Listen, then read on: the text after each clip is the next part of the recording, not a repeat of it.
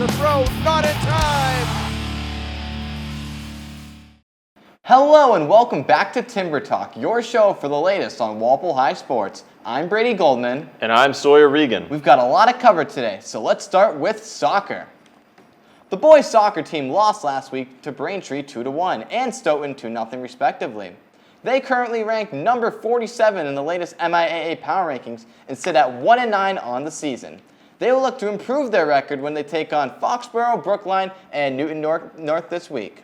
The girls team, meanwhile, have had a bit more success than their male counterparts by tying Braintree 1-1 last Monday and beating Norwood in dominating fashion 6-1, with 2 goals each from Bella Bingham and Madison Walzer, while Aubrey Ma and Sydney Diaz each scored a goal of their own. The Timberwolves would then follow that up with a performance with an impressive 4-4 tie against a tough Grafton team, giving them a 6-game unbeaten streak, their longest since 2020. The Timberwolves currently rank number 23 in the latest power rankings with a record of 2-3-4. They'll look to keep their unbeaten streak alive when they go on the road this week to play Brookline and Newton North.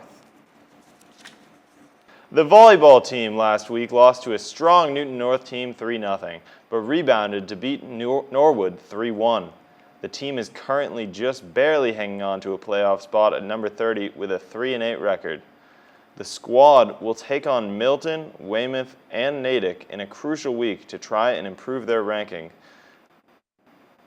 Switching to the Porkers, they came into last week with an undefeated 8-0 record.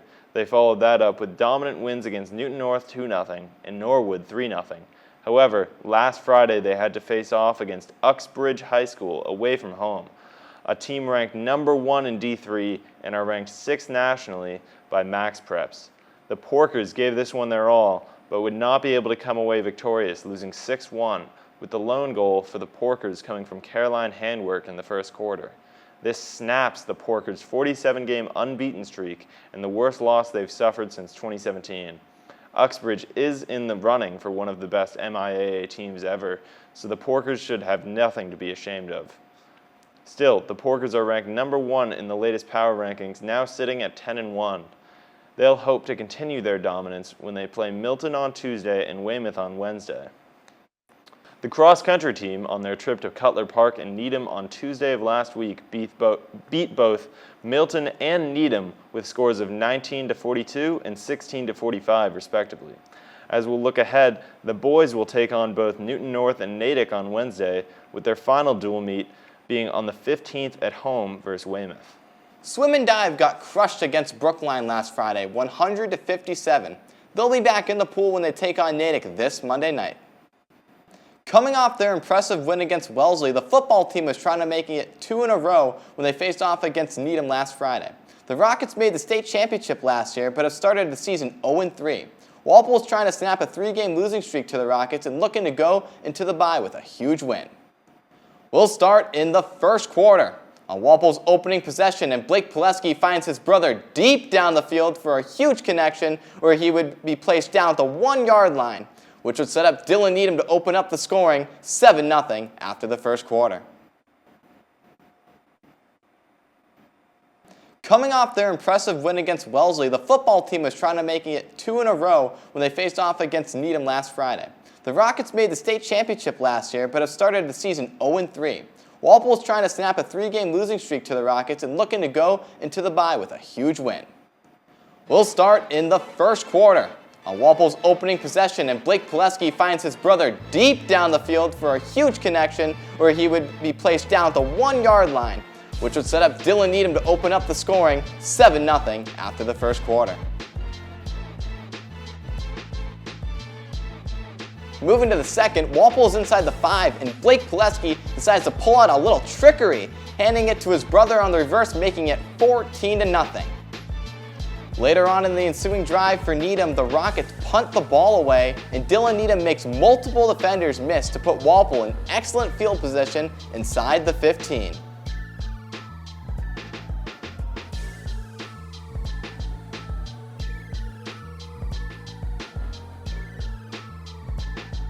That would set up Mason Falcone in at the fullback position to bulldoze up the middle and expanding the Timberwolves' lead to 21-0.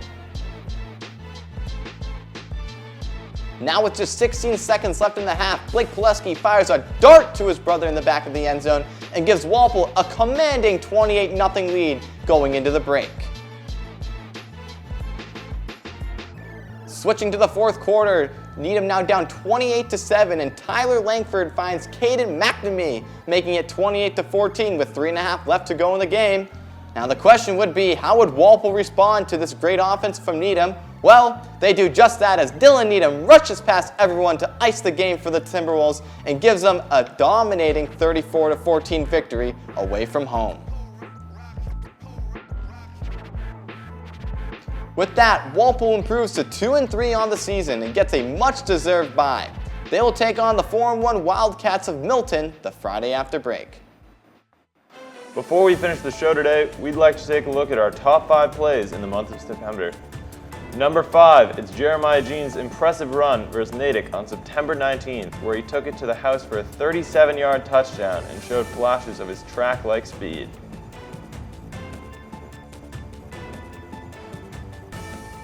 Number 4, girls soccer versus Framingham, September 11th, and Bella Bingham hammers in the goal from the corner, which Walpole needed as they would end up tying the game for the Flyers 1-1. Number 3, flashback to September 22nd when Ava Karakalitis would end up scoring the game-winning goal for the Porkers, pushing them to another victory. Number 2, Walpole versus Foxborough on September 12th, and it's Aiden Hoyle's impressive circus-like catch at the back of the end zone to cut into the Warriors' fourth quarter lead. But finally, number 1, on September 9th, Brooke Harrington made an improbable diving save, which would help to mount a third-set comeback and give her team their first win of 2025.